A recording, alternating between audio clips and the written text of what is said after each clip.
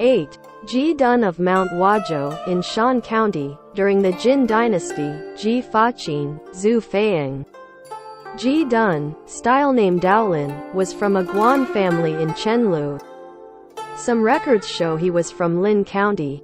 He was intelligent, precocial, and gifted with Buddhist qualities since his childhood. Upon his arrival in the capital of the Jin dynasty, Wang Meng of Taiyuan attached importance to him, saying, Ji Dun's elegance and accuracy are not inferior to Wang Bai. Yin Rong of Chen Prefecture was acquainted with Wei Jia, highly praising the latter for the purity of his spiritual state and saying that no one could be in the same class as him. After meeting Ji Dun, Yin Rong was amazed and said that Ji Dun made him feel like he was seeing Wei Jia again. Ji Dun's family followed the Buddhist tradition for generations. He was imprinted with the extraordinary laws from a young age. He retreated at Mount Yuhang, contemplating the chapters of the Daoxing Jing, Astasahasrika Prajnaparamita Sutra and mulling over the details of the Huiyin Sanmei Jing Sutra on the wisdom seal absorption, he was able to transcend human understanding and be inspired by celestial elucidation. Ji Dun joined the monastic order at the age of 25. In each auditorium, he could well outline and summarize the essences, but he omitted some details. He was hence despised by the conservatives. When Xian learned about Ji Dun's deeds, he appreciated him greatly and said, "This is like how Zhu Fangyin selected horses.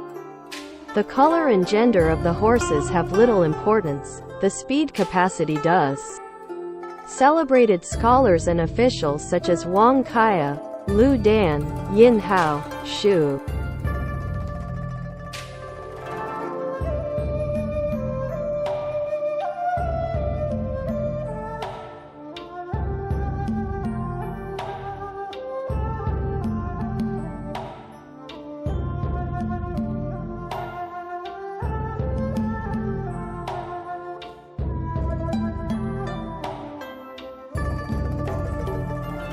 Shuan, Shi Chao, Sun Chuo, Hang Yanbiao, Wang Jingren, He Sadao, Wang Wendu, Xie Chongxia, and Yuan Yanbo all became friends with him for unworldly associations. Once, with Lu Shiji at Beima Temple, Ji Dun discussed the chapter of unfettering of Zhuangzi. Lu Shiji proclaimed, "To comply with one's nature is unfettered." Ji Dun said, "Not so. For instance, the nature of Jia and Zhou is cruelty. If compliance to one's nature is unfettering, then they should be too." Thereupon, Ji Dun made a commentary to this chapter. Numerous Confucianist scholars and those learned in classic all admired and appreciated him. Later, Ji Dun returned to Wu Prefecture and built Jishan Temple. Shortly after, he would go to Shan Mountain. At that time, Xian was the prefect of Wuxing. He wrote to Ji Dun, "I long to meet you every day, so I calculate the dates to expect your arrival. Learning about your plan to retreat in Shan Mountain, to cultivate virtue, I feel disconsolate. Life is a mere process of lodging in this world. Glories and joy have become the past. I am now upset and sentimental all the time. The only thing I look forward to is your coming, so I can talk to you and dispel my sadness. Spending time in such a way, one day can be equal to 1,000 years.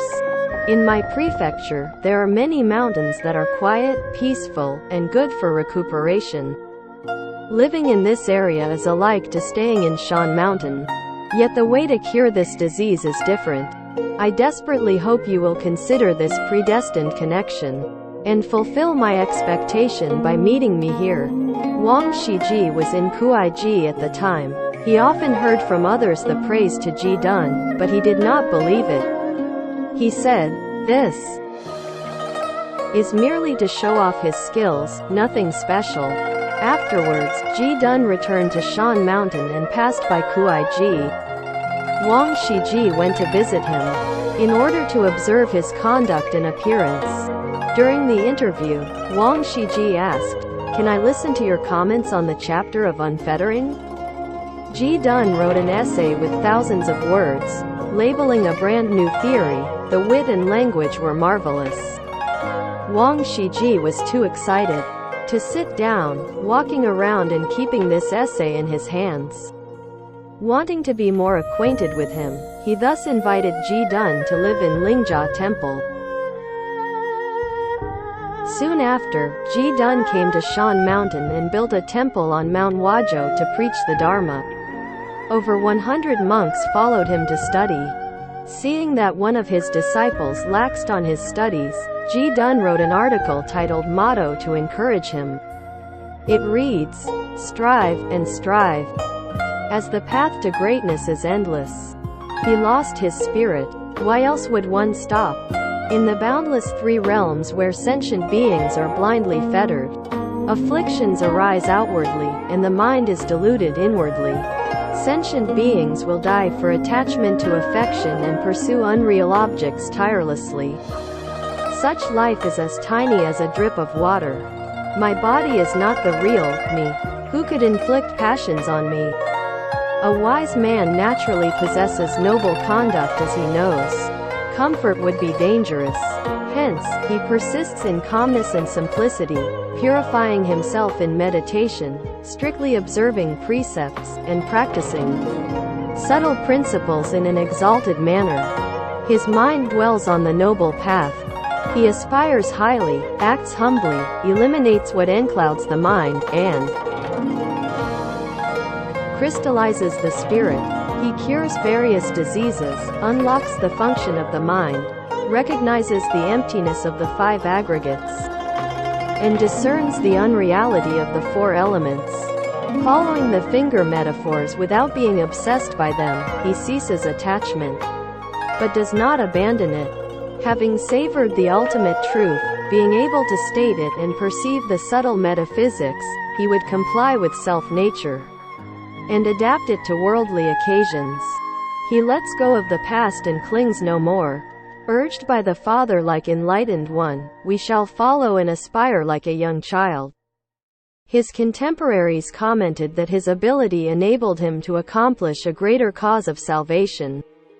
But they also found that he was aloof from worldly glamour, thus not engaging further, which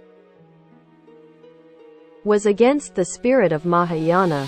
Ji Dun hence wrote an article called the Shemeng Lun, Explanation to the Ignorant to respond to these claims. Ji Dun spent his later years at Mount Shicheng, building and dwelling in Ziguang Temple on the montane. He contemplated in sitting meditation, consuming vegetation and spring water in the valleys and focusing on the indifference of becoming and cessation. In this temple, he commentated on sutras such as the Great Sutra on Mindfulness of Inhalation and Exhalation, and the Katvari Dhyani. He also wrote the Jaseyushuen Lun, the treatise on forms and metaphysics, the treatise on the knowledge the Buddha would not argue, the Daoxingzigi, commentary on cultivation conduct, and the Shuideoji, admonition to practitioners, among other texts. These works were comparable to those of Asvaghosha and Nagarjuna, whose contents reflect the truth and comply with the principle of suchness. Later on, he came down from the mountain and arrived in Shanayan County to expound the Vimalakirti Nirdesa Sutra. He explained the meanings after Shu Shuan recited a passage of the sutra. When Ji Dun elucidated a notion, the audiences all said that Shu Shuan could not challenge him. When Shu Shuan raised a question, they thought Ji Dun might fail to answer. They questioned and answered each other in turn until the end of the lectures. One could not demolish the other's arguments. The audiences thus grasped Ji Dun's points, but when they were asked to repeat them, they were only able to clearly define the two-vehicle theory, rather than of the three-vehicle theory. During Emperor Ai's reign, His Majesty sent for Ji Dun many times. Thereupon he came to the capital city. He stayed in Dong'an Temple and expounded the Astasahasrika Prajnaparamita Sutra. Both monastics and laypeople revered him. The entire court admired him as well. Wang Meng of Taiyuan composed an article with sophisticated theory and gracious words. Seeking an interview with Ji Dun, he presented hundreds of sentences and believed that Ji Dun would fail to refute them. The latter spoke peacefully. "You and I have been apart for several years, yet your speech has not improved." Wang Meng left in shame and sighed. Ji Dun is really at the same level of Wang Bai and He Yanwen in the Buddhist circle. Shi Chao asked Xian, "How do you compare the speech of Ji Dun with that of Ji Kong?" Xian replied, "Ji Kong will need to progress before he can attain Ji Dun's level." Shi Chao returned, "What about his contrast to Yin Hao?" Xian said, "In regard to serious debates, Yin Ho might be able to excel Ji Dun. With respect to probing profound meanings and sources, Yin Hao would fall behind." Shi Chao later wrote the following words in the letter to a friend: "Master Ji Dun is capable of understanding subtle and marvelous meanings intuitively. He is indeed the #1 meritorious personality in the hundreds of years of Dharma transmission and promotion." After nearly 3 years in the capital, Ji Dun wanted to return to the mountain in the east. He submitted a note to the emperor and said, "Before my statement, Ji Dun first pays homage to your majesty. I intend to take the liberty to chant outside the worldly communities, but have yet been unable to follow the sages of the past, thus violating Buddhist teachings. In accordance with the Buddha Dharma, one should return to simplicity and the truth, detach from desires to revert to self-nature, be itinerant in wonderful emptiness, persistent in the supreme principles, observant of the disciplines and precepts, and assist in the monarch's governance and education. They should enjoy quietness and self-consistency, carry on deep loving kindness as well as filial piety, harm not sentient beings as small as worms. Bear compassion in mind, guard against unkind acts, be prudent in harmony before the emergence of issues, prevent predestined unwholesomeness. Uphold self-control against ego, and engage in high-profile noble causes without regret. For these reasons, the virtuous monarchs who assume the responsibility of governing the subjects all admire the Buddhist approach, follow its principles, probe its essence, and adapt its forms. Hence the religion is eternally flourishing, instead of fading after generations. Your Majesty has the heavenly empowered virtue, practices the Buddha Dharma tirelessly, emulates the holy saints, and even forgets the time to attend court. Your deeds are well like the bell and drum beating in the morning, resonating among the public, and like the breeze blowing nicely, which is our great fortune. I hereby wish your Majesty has the longevity of the heaven and the earth, transmits the supreme teachings, exterminates the old slanders, and search for celestial protection, thereupon be able to avoid muddy roads and ride the great vehicle on a flat path. In such a case, it will be like the spirit of Mount Tai who was not befuddled by Gentleman Ji's worship and then became a deity. Monarchs would not sacrifice without proper rites, which require a round platform. Merits then become everlasting, if merit and holiness are followed respectively. Humans and deities do not disrupt each other. Monarchs govern the subjects who do not promote kith and kin first, and deities do not only protect those who provide sacrifices. Merits and virtues cover the world, and heavenly beings bless the humans. Thereupon the land under heaven will become an auspicious home, and the Jin dynasty will have a fortunate country. All things comply with the right rules in non-action. All people submit themselves to your Majesty's governance. Regulations and sentences will be carried out by administrations. One's life is not kept on account of grace but the rewards gained by one's own merits. The death sentence is not the result of anger, but rather punishment is what he deserves. To advocate for the welfare of the public is to meet the heavenly requirement, using fair measures to satisfy nether codes. That is, why should the sky speak out? The four seasons function well themselves. Different from worldly fame and gains, I lived in the mountains to the east, had vegetarian food, and washed at the creek. Wearing ragged clothes and never thinking of an opportunity to see the imperial palace. Unexpectedly, Your Majesty's widely spread favor reached my remote, thatched cottage. The decree requesting my presence in the capital came repeatedly, which put me in a position of dilemma and confusion. After my arrival, I have been honored by Your Majesty's interview several times, and treated with politeness and courtesy.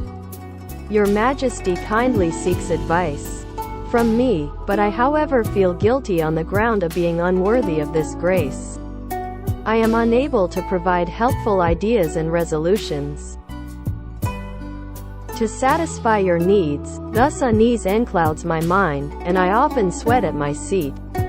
At the end of Qin dynasty, the four elders were called to the Han dynasty's court, and Duan Ganmu served at the Wei dynasty court. Those were under specific circumstances and for discussing particular topics. I cannot be compared with those sages due to my absence of virtue. Every move will be against my aspiration. Wandering in the palace and preaching to the monarch will lead to trouble because I have no basis to do so, nor any contribution. On the other hand, time flies, and I frequently sigh aloud. Plus, those with the same aspirations as mine live elsewhere. Every time I look to the east, I feel sorry. I hereby plead with Your Majesty to let me return to the mountains. Treat birds with the way that suits their nature. That is the best favor. Above reports my true thoughts. I have prepared rations for the journey back home. Please kindly consider my humble request, Your Majesty. I have prepared rations for the journey back home. Please kindly consider my humble request, Your Majesty.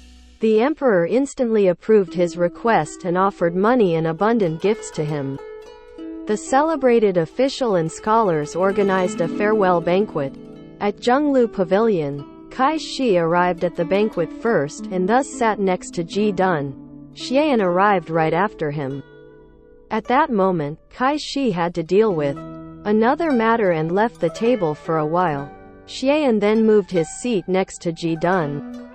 When Kai Shi returned, he took the cushion with Xian still on it and threw it on the floor, yet Xian did not mind. This is how Ji Dun was welcomed by the celebrities. Soon Ji Dun went back to Shan Mountain and spent the rest of his days in mountainous areas. Once, a man offered a horse to Ji Dun. The latter was fond of it and kept it for himself. Some contemporaries criticized him. Ji Dun answered, "I like its elegance. I just have it temporarily." Later, another man sent him a crane. Ji Dun told the crane, "You are supposed to fly in the sky. You cannot enjoy being a pet." He then set it free. When Ji Dun was a little boy, he would discuss a biological question, whether eating uncooked chicken eggs should be considered killing. He believed it should not, and his teacher could not convince him. Shortly after, the teacher died.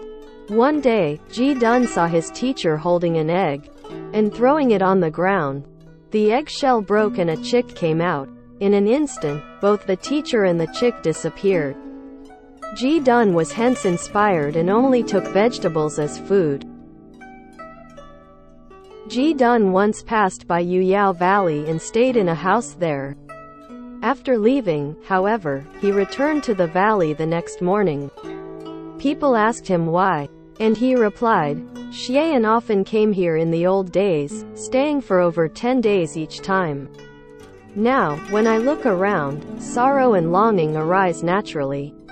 Later, his sickness turned grave. He then moved back to the house in the valley. He passed away at the age of 53 on the 4th day of the 4th leap month in the lunar calendar during the first year of the Taiji period in the Jin dynasty. He was buried directly and the tomb is still in that valley.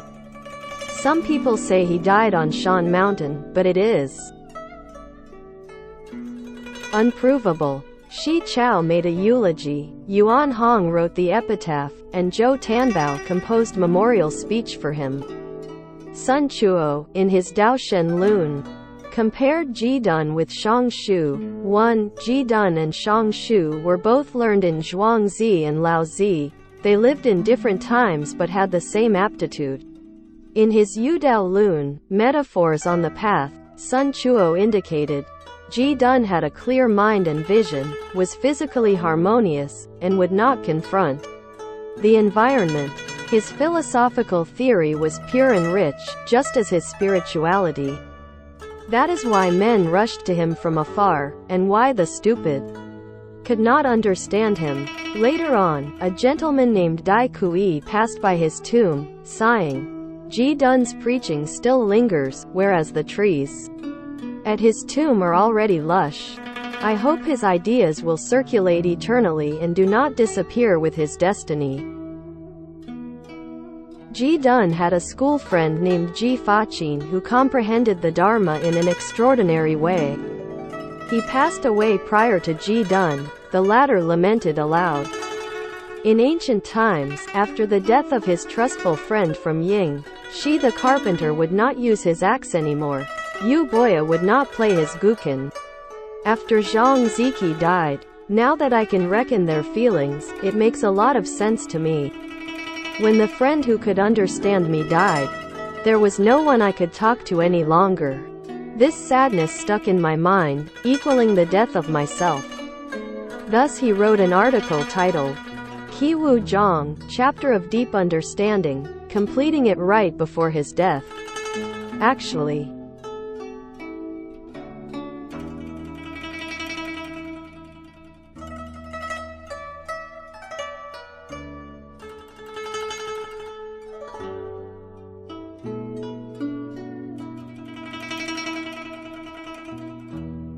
he passed away as soon as he put down the pen.